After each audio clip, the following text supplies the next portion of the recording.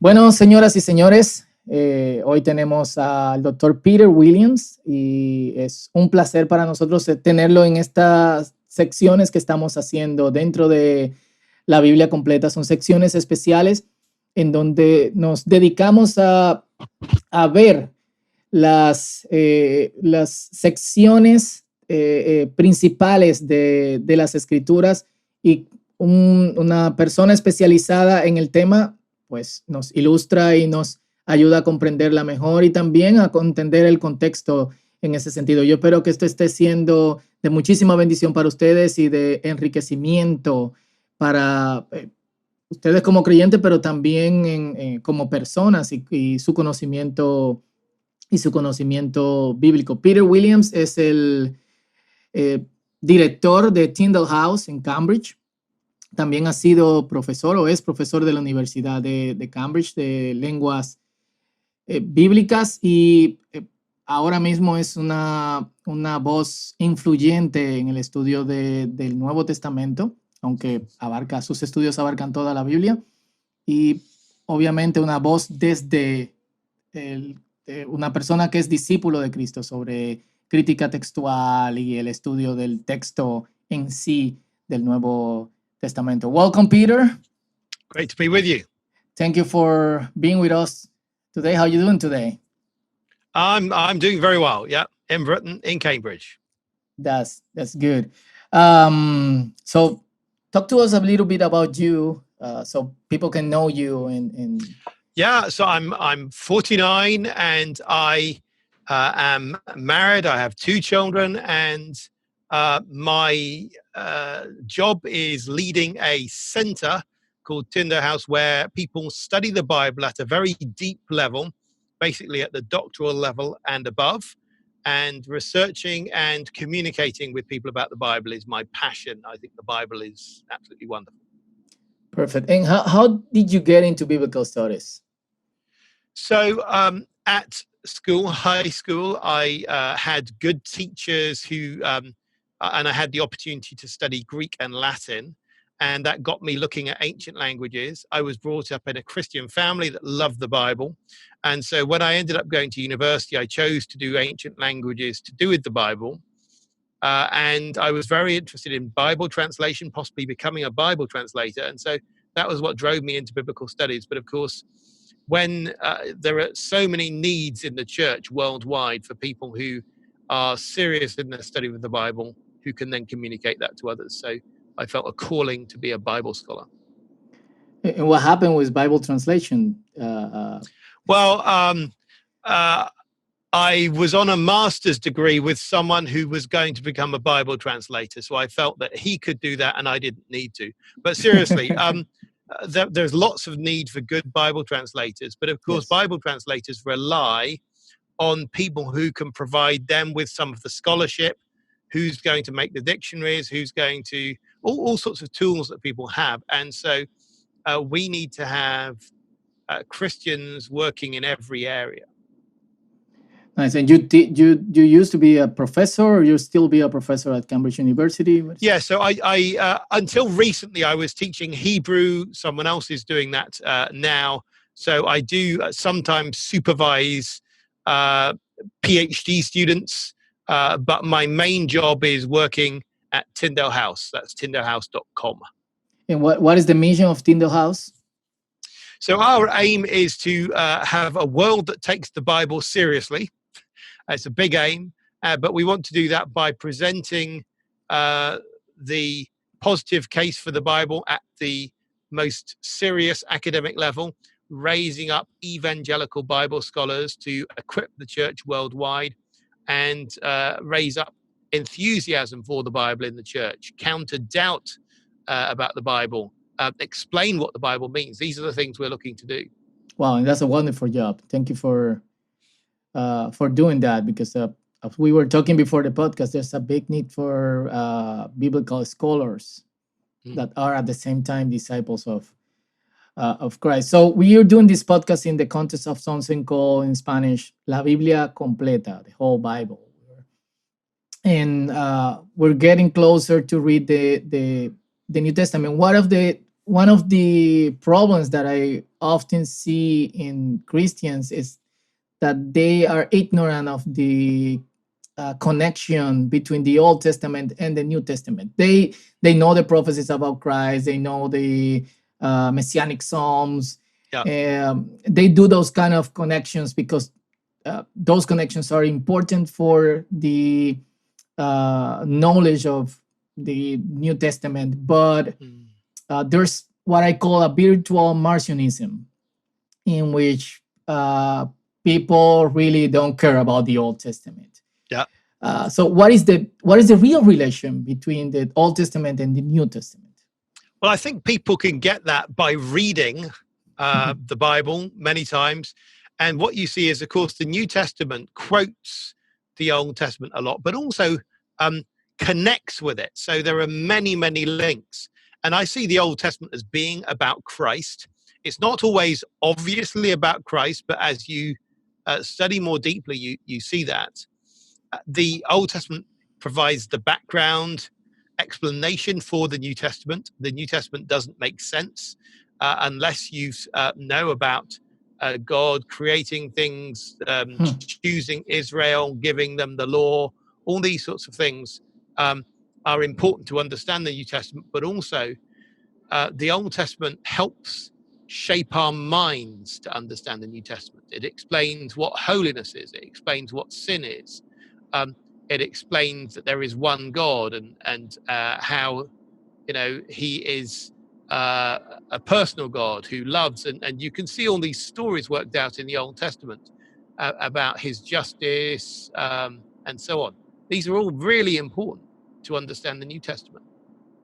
Okay, and what would you say to someone that in some ways reject the Old Testament to focus, as some people say, on the New Testament? Well, of course, that's irrational, because Jesus himself, who's the center of the New Testament, quotes the Old Testament so often. When he's being tempted by Satan, he is quoting Deuteronomy constantly. And he is telling the people in his teaching regularly things about the Old Testament. He's telling them in Matthew chapter 5 that not one small stroke of the pen is going to pass away from the law of Moses, because everything has to be fulfilled in him. So in fact, Jesus is a very deep student of the Old Testament. He looks into it very deeply. His parables are often based on the Old Testament. The parable of the Good Samaritan, there's a passage about Samaritans in the Old Testament where they come to help people. The parable of the prodigal son very much connects with the story of Isaac's two sons, Esau and Jacob. All sorts of things like this. Jesus has studied the Old Testament very deeply. Wow. You wrote a book about the Gospels called Can We Trust the Gospel? What was the motivation behind the book? Well, I'd been thinking about it for about 20 years before I wrote the book. Oh, wow. So it was in your mind. Yeah. And no one in that time wrote the book I thought someone should have written, which was something that would be brief, laying out the case for the reliability of the Gospels, that would be done with scholarly integrity and accuracy, but by a scholar, but also communicating as simply as possible and not using scholarship for its own sake. So I had certain rules when I wrote the book. I quote references to show that what I'm saying can be checked, but I don't give people lots of extra references to literature that are simply to show that there is literature. So I try to make sure every time there was a footnote, it gave one primary ancient source and one modern writing which tells you about that. And I tried to stick with that rule whenever I could. And I think often people put in what's not necessary. They put in stories about themselves, or they put in something about something that's been in the newspapers recently. They mention Dan Brown or whatever it is. And the problem about this is these things age. So if you write a book against the Da Vinci Code or the latest version of that, then in 10 years' time, this is not going to be relevant because it's not the particular book. So I tried to write a book that It can be updated as new discoveries are made, but it's trying also to look at the, in briefest terms, what is the core case for the Gospels. And often when people have written such books, they have got fixated on particular odd ideas. Some people get fixated on the idea that there are very, very early manuscripts that they can particularly date. And they say, whereas everyone dates it this date, it's actually earlier. Or they, let's say they might say, well, a major apologetic for Jesus is the Turin Shroud. I don't even mention the Turin Shroud. Because for me, I don't want to have any arguments in there that are maybe arguments. I wanted to have solid places that you can put your foot. So every time I'm trying to do that. And I think a lot of other books have more speculative arguments. So I try to make it as solid and checkable as possible. And when you say I didn't want to use scholarship for scholarship's sake, what do you mean? Yeah. Well, I mean, scholarship can turn in on itself. And, I could have written a book for scholars. My aim was not to write a book for scholars. I wrote a book aiming it at people who had never read the Bible and didn't know anything about Christianity, explaining things as I went along. So I tried not to use any technical language that I didn't explain. If someone is reasonably intelligent, they should be able to follow the argument from beginning to end. And that for me is very important because there are lots of books already written for scholars. They don't need another book. What was needed, in my mind, was a simple book for ordinary people. Okay. Can we trust the Gospels? Yeah, I think so. Absolutely, yes. What is your what would be a brief response to that question? So I would start by the fact that there are 4 Gospels, and this is an abundance of evidence. This is as much about Jesus as we have about Tiberius, the Roman emperor at the time. So there's as much written about Jesus closer to the time than there is about the most famous man at the time. And then when we look at the Gospels themselves, we can see that the Gospel writers are clearly familiar with the time and place of Jesus, with the culture, with the shape of the land, with the relative proportions of jobs that people have, with the titles that people have, with the plants that there are. All of these things are things that you're able to check and say, yes, the Gospel writers are at least close enough geographically to get information correctly. And there's lots of signs that they are taking care over those sorts of things. So the idea they've got their story wrong through carelessness is problematic. But then the idea they've got the story wrong through conspiracy and collusion also doesn't explain the pattern of evidence we have when we look at the relationships between the Gospels. It doesn't explain the data in the text. Okay. And can we trust the rest of the New Testament? Yes, I think so. I haven't written a book on that, but other people have. I mean, Craig Blomberg wrote a good book, The Historical Reliability of the New Testament. He began with one just on the Gospels, then he's expanded it to the whole New Testament. And something that I can say is a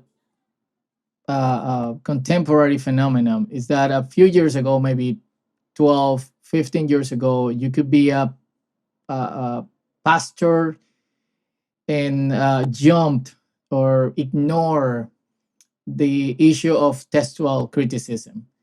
But now with the internet, I'm a pastor myself, besides being a scholar, but something that happened is that our congregation is mostly young people that are really curious and they want to go deep into the Bible. They read something and they read something else and they see footnotes in the book and look for the other book. You cannot be ignorant of that anymore. Do you think that the regular churchgoers, the disciple of Christ in these modern days or postmodern or postmodern, let's say contemporary, should know about textual criticism? I think it is important, and I think that obviously we've all got limited time, but what happens in our limited time is that people get out their phones and they look out things on the internet, and often they'll go to Wikipedia. Of course, Wikipedia was founded by an atheist, and a lot of the articles on there to do with the Bible will be casting doubt on it, or not fully objective. And I think that's where people are asking themselves all sorts of questions. And I think there was a time past where the pastor was the main information provider. They were the main educator for their flock. That's not the case anymore.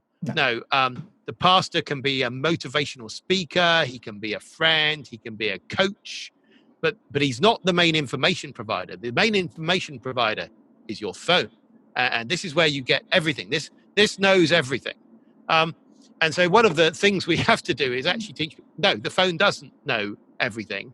And there's plenty of stupidity in the world. And you can ask a stupid question and get a stupid answer because someone put a stupid answer on the web. So that's where we need to teach people to think and to understand the basics. And so just at a simple level, how people used to write manuscripts. Yeah, everything was written by hand. When people write by hand, of course, they make mistakes. But then back then, they also knew about copying. This was very important for them. It was an expensive thing to do, often writing on a sheepskin, a cow skin, or papyrus that had to be prepared. And so people took care over that. And to explain to people, there's been a whole process which has meant that you now have, an English or Spanish Bible in your hand, and lots has happened to get that there. But don't think it was a bunch of fools or a bunch of conspirators. Actually, there's lots and lots of checks in that whole process. Before something gets printed by a Bible society, the translators have checked it, scholars have checked it beforehand. And so the idea that just the whole Bible has changed over time is something that needs to be challenged. And yet we also need people to know about what case is being made against the Bible by the best scholars against the Bible. They're not stupid again. And so we need to explain that, because otherwise people will find it out anyway. Yeah, so that, I think a question should be made before continuing. It's like for people that are listening that maybe don't know, what is textual criticism? So textual criticism is mainly the study of the manuscripts and copying over time of text. So it could be the Bible or anything else. So biblical textual criticism is the study of how the Bible came to us in manuscript form, comparing different manuscripts and seeing which ones have the best, the earliest form of the text, but also noting how text change. I mean, there's so much to do, and people need to realize it's also something which is beyond humans at one level. Because if you have 2.6 million pages of New Testament manuscript and more of Old Testament manuscript, think of the number of characters there are on each page. I mean, we're talking about vast numbers, hundreds of millions of characters, probably, in the manuscripts we have of the Bible. And so it's more data than any individual can handle, and there's always plenty to find out. But it's not changing our Bibles. I mean, I don't know what Bible you use, the Reina Valera, 1909, 1960, or whatever it is. But you compare that with the English Bibles, they're not very different, Yeah, and what would you say to a pastor that maybe doesn't have the time, or the pastor of church leader that maybe doesn't have the time to explore deeply into textual criticism or biblical studies? What would you recommend? So I think, what is a pastor? A pastor is a shepherd. And the shepherd has two main jobs, I suppose. One is to protect the sheep, and the other is to feed the sheep. And when you feed the sheep, I will use a modern analogy that nowadays we have fast food and we have long-term nutritious food. And so you can have sermons and teaching that you give to your flock, which is aimed for the immediate moment and its impact, but also you need to think about long-term building them up. And most of the meals I've had in my life, I can't remember, and that's fine, but they built me up to now. And so it's not about whether your sermons can all be remembered, it's about building the people up and to make sure that in the food that you're giving your people, you're giving them long-term food, the sorts of things that may not taste as nice at first taste, but they are helping your people to stand strong in an information-filled world. So we all are surrounded by lots of information and misinformation. And so the pastor has to see it as a core job of theirs to help people negotiate information and to find truth. That's very important. So not every scholar should be not every pastor should be a scholar, but every pastor needs to be a dietary specialist. Yes. They need to be thinking about what they're giving their flock to eat. And so you can't avoid thinking about the ingredients. You can't avoid thinking about even something like textual criticism. What do your flock need to know about the fact that the Bible comes from manuscript copies? They need to know something. Yeah. What are you going to feed them? Yeah, and well, we don't have a lot of resources in Spanish, but if you read English, your magazine, the magazine from Tyndale House, have a lot of good resources, and I hope we can get something like that in Spanish. Yeah. Or your book. Do you know if your book is coming in Spanish soon? I think it may be. I haven't kept track, but I hope so. And I know that the Greek New Testament we produced at Tyndale House will be produced with a Spanish introduction soon. Oh, nice. That's a good news. So I'm excited about that. And hopefully there'll be a diglot Spanish version at some stage. So, yeah. That's good. And two more questions, because I know that your time is limited. There's this conception that because there was a tradition of scribes of the Old Testament, copying the Old Testament in this rigorous way, but the New Testament was copied by lay people.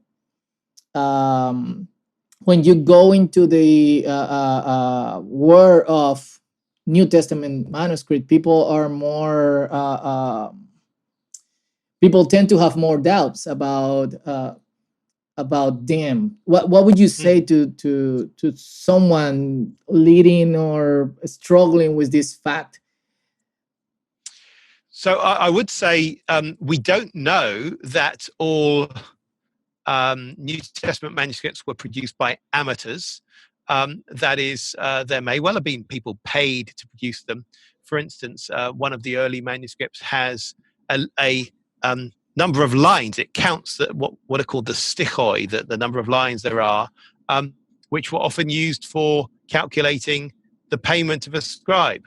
So scribes may have been paid, some were paid, some not paid. Some dedicated themselves to this as the main thing they did, some didn't. But the good thing is we have copies from more than one place. We have them from a wide area, a wide range of times, and of course, eventually a wide range of languages. So from the 4th century onwards, we start getting translations into Coptic and Syriac, Latin, even Gothic, some of them even starting earlier. And so the idea that people could change all the New Testament manuscripts becomes impossible because there's no one who knows all of those languages and can go to all of the places they're being copied to change things. Yeah, so you can have a lot of confidence. When you compare those manuscripts, they do they say the same?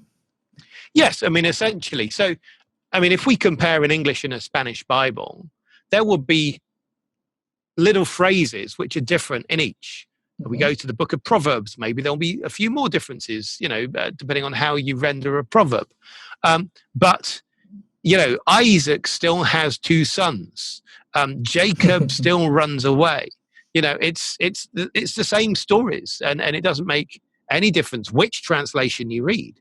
And so when people are saying, which translation should I read? I mean, at one level, at the big level of the story, it doesn't make any difference. All of these Bibles contain the same stories, the same message. When you get to very close study, of course, it becomes more important which translation you read, and I prefer more literal translations for that reason. Yeah, what translation would you recommend in English, for example? So I'm on the English Standard Version Committee, and I like that. The ones I looked at in Spanish, I mean, I do like the Reina Valera tradition.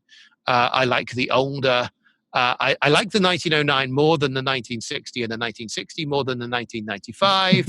And, the Nueva Versión Internacional is probably a bit too paraphrastic, but these all have their place. They all have good things in them. They're good translations. I